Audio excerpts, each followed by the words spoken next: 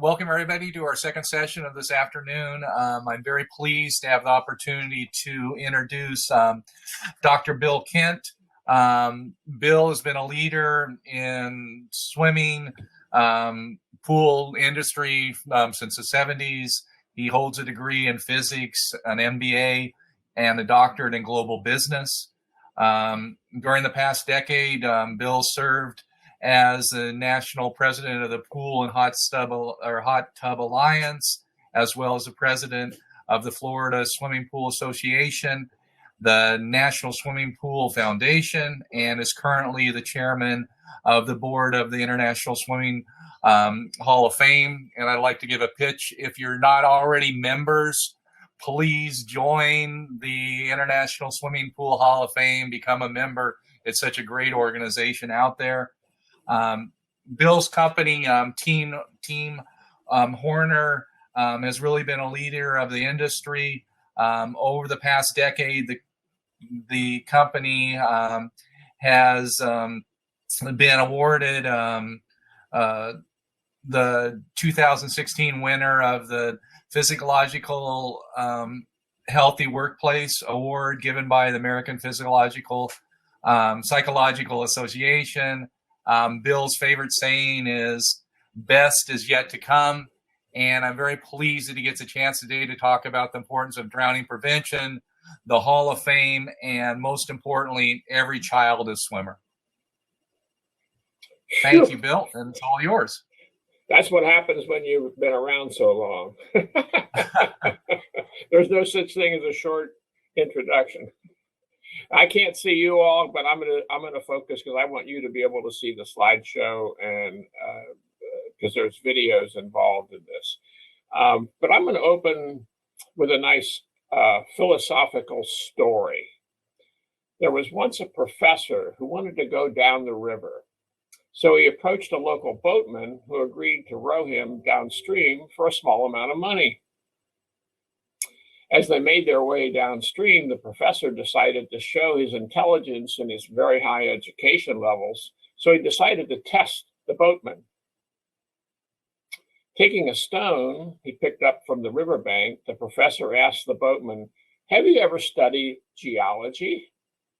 The boatman looked at him and said, "Eh? No, hardly even understand what the word meant."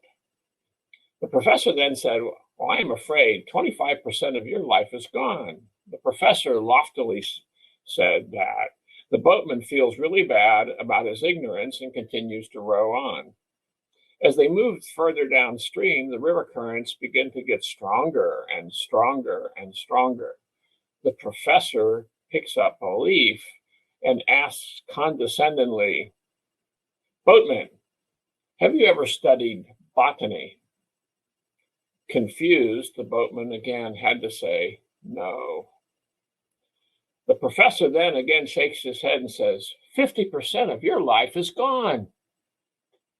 He then signals him to carry on the rowing. As they move downstream, the currents get even stronger and stronger. The water is moving faster and faster, and the boat is beginning to sway violently. Suddenly, the professor sees a mountain range, points at it, and asks the boatman, "Have you ever studied geography?" Feeling very inferior and humiliated, the boatman has to again say, "No." The professor snaps back and says, "I thought so. 75% of your life is gone." At this point, the river becomes extremely raging and torrential. The water is moving so strongly that the boatman loses control of the boat, and it smashes against the rocks and breaks up and starts to spring a leak. This time, the boatman turns to the professor and asks, "Professor, do you know how to swim?" To which the professor answers, "No." "Then I'm afraid 100% of your life is gone." So he leaps off the boat and powers his way to shore. So, in the end, swimming is more than a sport. If you can't play tennis, baseball, basketball, or some other sport, it's not going to kill you. But if you can't swim and an emergency occurs, this basic life skill will cost you your life. So that's kind of the philosophy of every child a swimmer. We believe that every single human being alive should know how to swim.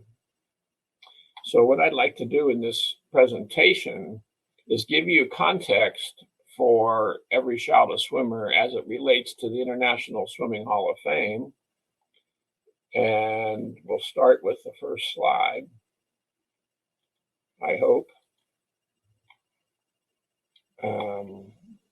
There we go. Okay. So there is something that I like to call the world of aquatics. And in that, this is at the 1,000-foot level. In that world of aquatics, there are basically 4 user groups. You can see them listed on the left side of the slide. There are aquatic user groups. And what do I mean by that? Teams, clubs, schools, age groups, masters swimming, all of the people who love to swim. And then there's the facility providers. That's the industry, the manufacturers, distributors, builders, service, repair, those kinds of people. And then there's the facility supporters, like the employees, the shareholders. There's some public and companies involved, but they're mostly private companies. And then ultimately down there where it says environment, we like to think that the role that we play, we actually enhance the environment of the world as well as the human race. And I would tell you from the industry's perspective, because that's where I live, that the swimming pool industry is a free enterprise capitalism industry at its best. It's global, and because everywhere in the civilized world, there are swimming pools. But that's kind of a good footprint for where we actually all live, regardless of the role that we play in aquatics. And I'd like to give you a brief background on the Swimming Hall of Fame, because that's where I live when it comes to this activity. As you can see, it was founded in 1965 to honor aquatic activities. The library at the Hall of Fame has rare publications on aquatics going all the way back to the Greeks. There's all kinds of artifacts and memorabilia, swimsuits from Johnny Weissmuller to the ladies' ladies' swimsuits for 120 years ago. And all the exhibits there are absolutely incredible, and it's a great place for you to attend. And hold on, we'll keep this organized. So what I'm going to do is give you a brief picture walkthrough from the very beginnings. As I said, the Hall of Fame pools and buildings were built starting in 1965. Before that, here in Fort Lauderdale, there was a famous pool called the Casino Pool, where a lot of wonderful things happened. And that's what it looked like back in 1929. And then in 1966, the city built a peninsula out into the intercoastal waterway that didn't exist. And that's where that pool came from. And then the Casino Pool was torn down.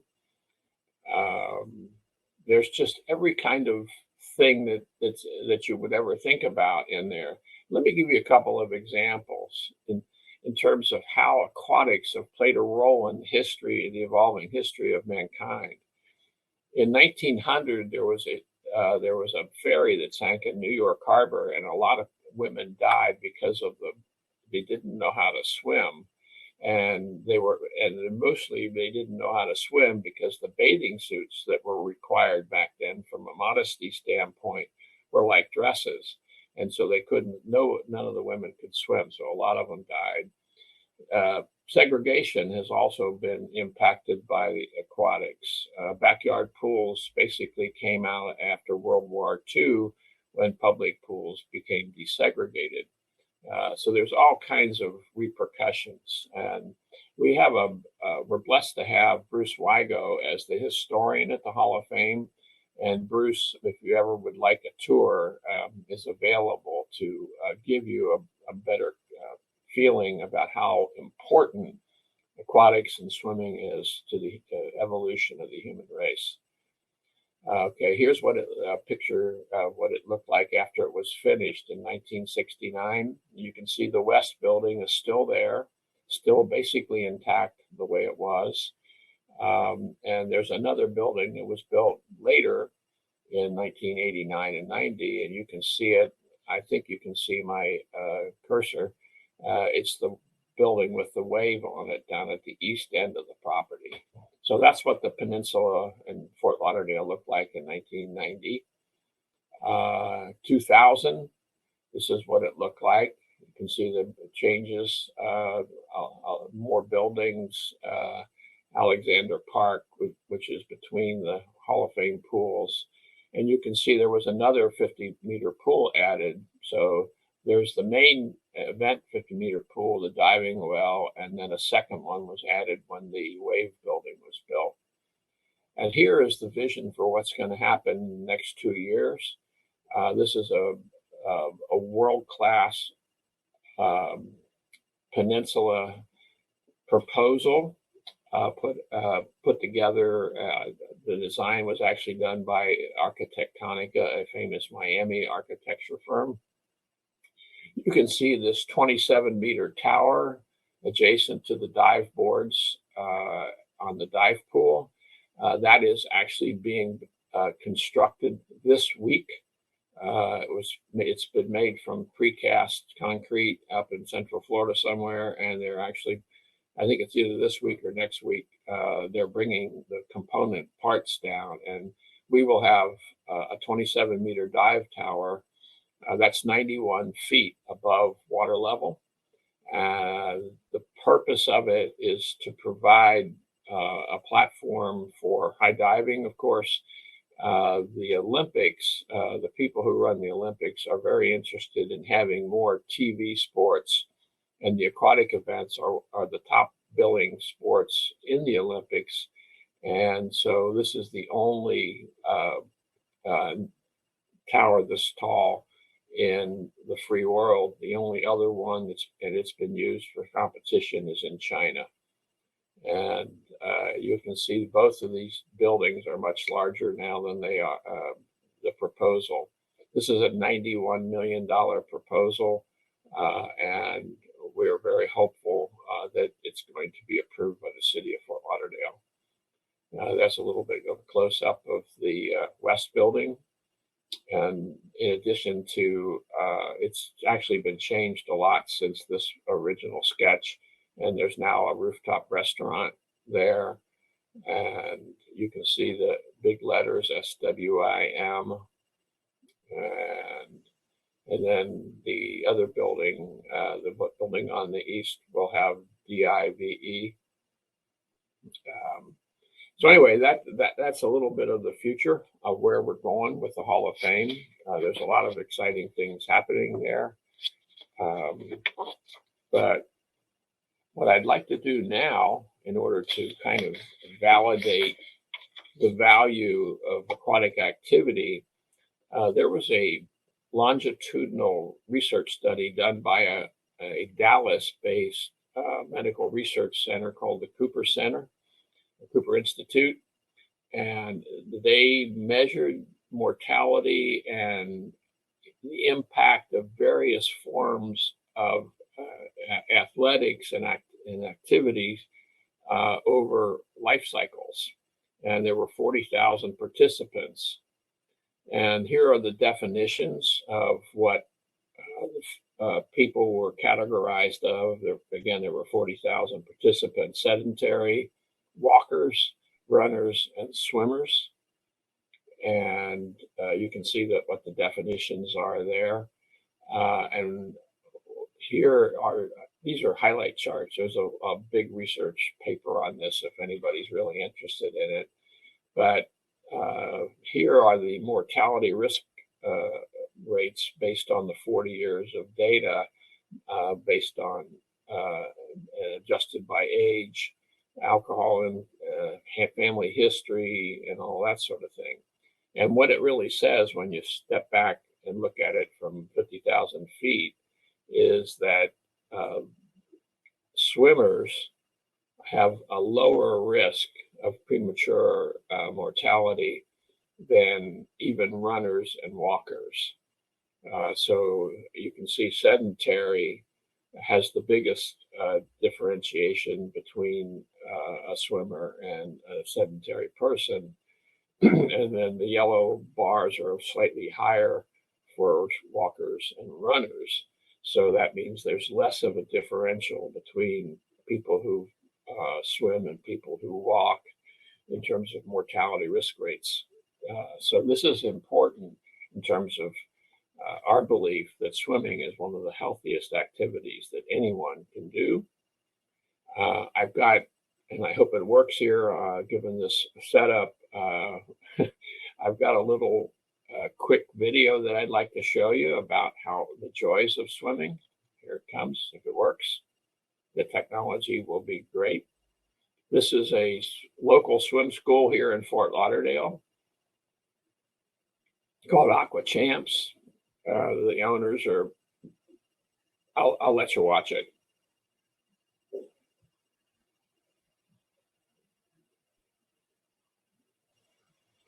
Okay, if we can get rid of that screen, then I'll come back to my PowerPoint slide. Thank you so much for the technical support. My purpose in showing that presentation wasn't about an advertisement from Aqua Champs. It's more about the joys of swimming.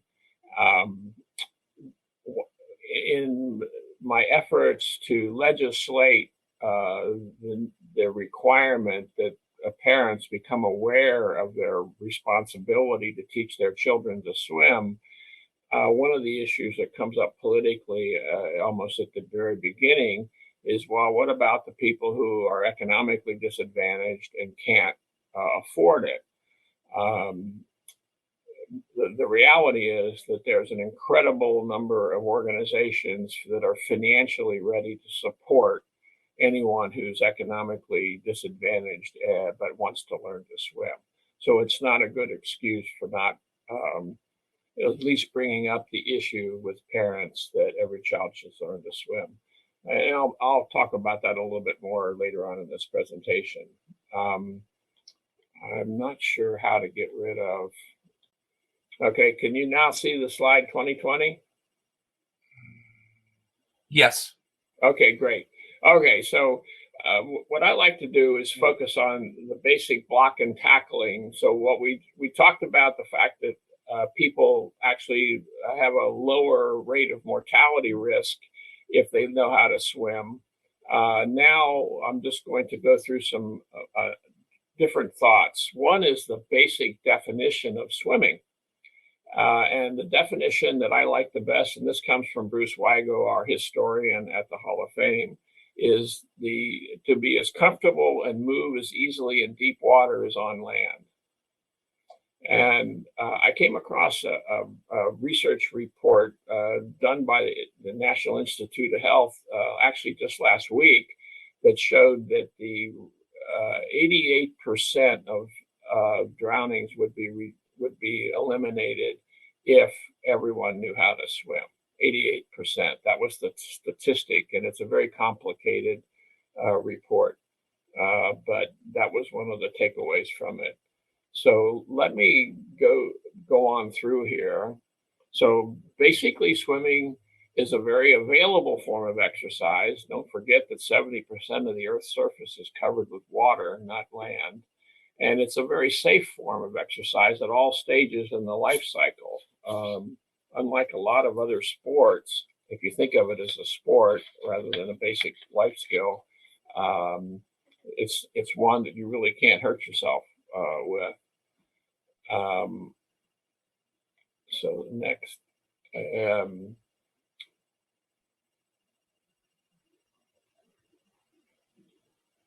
whoops, I'm going the wrong way. Sorry.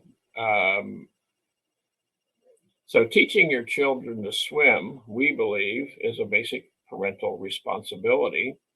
And it's the only form of aerobic exercise that endangers a child life if unable to perform. Here are some interesting statistics. Last year, as a part of this process of trying to pass this legislation that we call Every Child a Swimmer, I was able to piggyback on a political poll last August, and it was there were 625 voters in the state of Florida interviewed, registered voters only. I'm sorry, it was in July, not August. And you can see the demographics there: 43% Democrat, 41% Republican. Age groups were represented, all different flavors of the society were represented. And the big shock was that the results were, and there were only two questions asked: do you know how to swim? And do you think that every child should learn to swim as a basic life skill? And the remarkable answer was that over 90% of the registered voters believe that every child should learn to swim. 90%.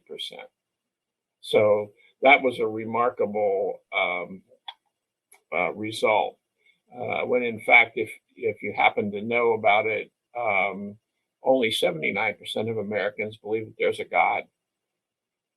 So when you get 90%, it's pretty remarkable.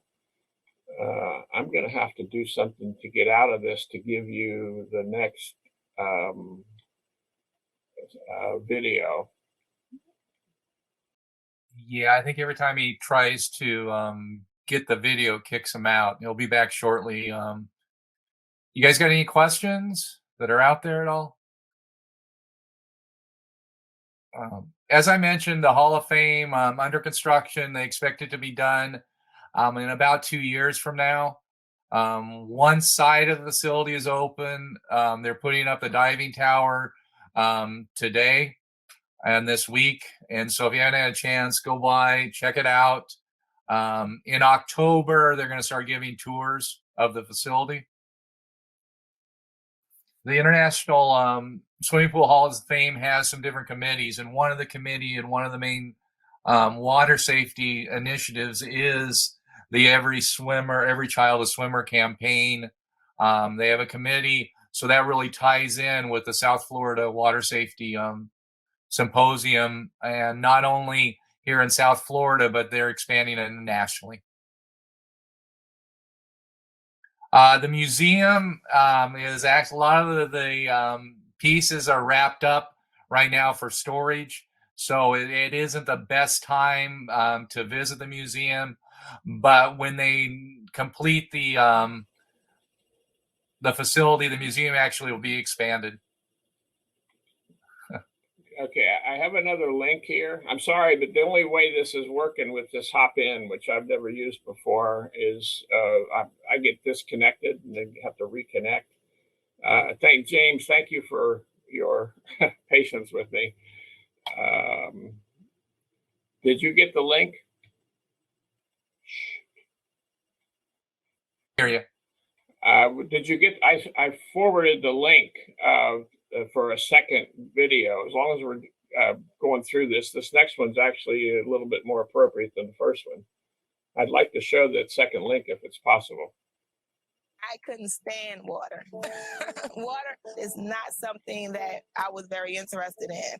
One summer when I went to summer camp, I fell into the deeper part of the water. And when I woke up, I had to be rescued. And so from that point, I really didn't want water. I didn't want to put my head underwater. And so I just felt water, and swimming was one of those boxes. Just put in, I'm not going to learn how to do that. Here at the Y, we were able to teach them those basic skills in case any kind of accidents would happen. I really was thinking I'm going to humor Julie, because there's no way you can teach someone in their 30s how to swim. So I got in the pool with my noodle. I don't know if it was less than 3 or 4. And then she would say, okay, well, you just come catch this noodle from me.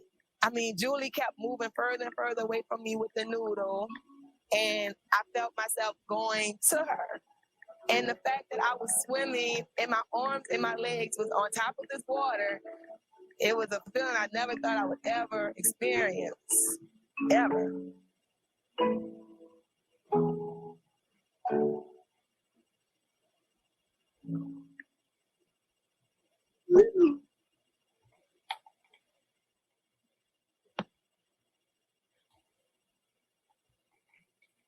All right, are you able to hear me,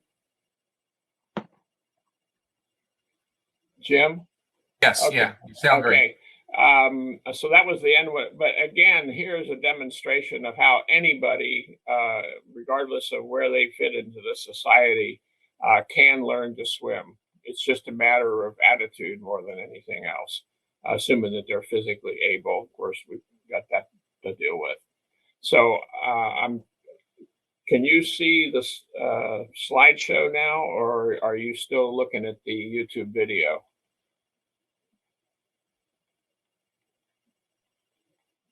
Slideshow. Looks Okay. good. So you see a slide that says Florida FSPA programs? Yes. Okay. So this is an example of what I was talking about as far as what we call scholarships. I have a personal foundation, and I've been co-opting swim scholarships both in Central Florida and here in Broward County with the local chapter of the Trade Association, Florida Swimming Pool Association. And here are some recent graduates in the last month. So I thought I'd just show you what they look like. Young little kids learning to swim. The results from the poll, 90% of the registered voters do know how to swim, but 95% did not. And then this is toward the end of my program, but I've got one more video that I absolutely want to show you if I can. So let me see if I can cut and paste it into the, this is technologically challenging here, but we're making it happen, aren't we? Okay, so here's my last video, this is the end of the presentation, and I know it's gone a little longer because of the technical difficulties, but if someone can show that to the audience, I'd appreciate it. You have it now. Okay, we're done with that. Can we kill it? So I don't know how many people are left, but I would tell you that it's one of my philosophies is we should always have fun while we're doing our work. And so Senator Berman, oh my goodness, it's nice to see you. Why don't you give them an update if assuming you're on sound, why don't you give them an update on where we are in Tallahassee? You can do it much more authoritatively than I can. Awesome. Can you all hear me? Can you hear me? Great. Yeah, we can hear you. Okay, good. Okay, wonderful. Yeah, so thank you for having me. I'm so excited to be with you today. So we know, I'm sure you all have talked about the legislation and how we are having a pretty successful year thus far. We're not all the way over the finish line, but we're getting there. So the End the May McGovern Act was heard in both of its first committees in both the House and the Senate. And for both of the bills, they took out the middle committee. So both of the bills only need to be heard in one more committee. Mine is the appropriations. I believe it's either appropriations or rules. And then they have one more committee in the House also. At that point, then the bills would go to the complete floor, both to the House floor and the Senate floor. The bills match up, which is great. So we don't have any problems with that. Sometimes you have those issues where the bills don't match, but we have matching bills. And as long as they pass in both chambers, it would go to the governor for his signature. So I'm very excited about it. I have to say we're doing, for when you bring a bill the first year, there's a lot of people who have to be educated about it. And You guys have done an amazing job. Bill's done an amazing job. Tax Watch has done an amazing job. The McGovern family's done a great job. So that's why we're at the position we're in. We're starting week 6 of session now. We have 3 more weeks, which is plenty of time to get this bill over the finish line with all of your help. So keep advocating for it. You know, we want everyone to understand how important swim safety is. I know all of you know about the importance of making sure that we protect our precious assets of our children. So thank you all for being a part of this. And if you have any questions, I'm here to answer any questions.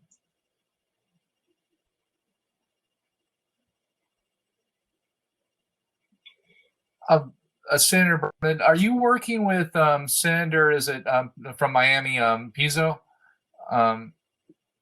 Yes, Senator Pizzo, when he saw my bill, actually, he wrote to me and he said, I had a bill before, but I saw you have your bill. So let's, go forward with your bill. So yes. And Senator Keith Perry also signed on as a co-sponsor along with Senator Lauren Book. So we have a lot of support. When I watched the hearing, when it was heard in the House, we have 2 sponsors in the House.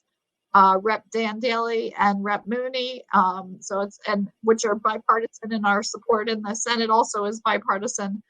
There were a lot of people who spoke about the bill when it was up in that committee, and a lot of different representatives told stories about people they knew who had ear drownings and said how important the bill was. So it's gotten unanimous support when people understand what's involved and how important it is. They're all really supportive. It's just a matter of educating everybody, and then the bill will be educating the parents, which is what our goal is, to educate all the parents so that they can prevent these kinds of tragedies.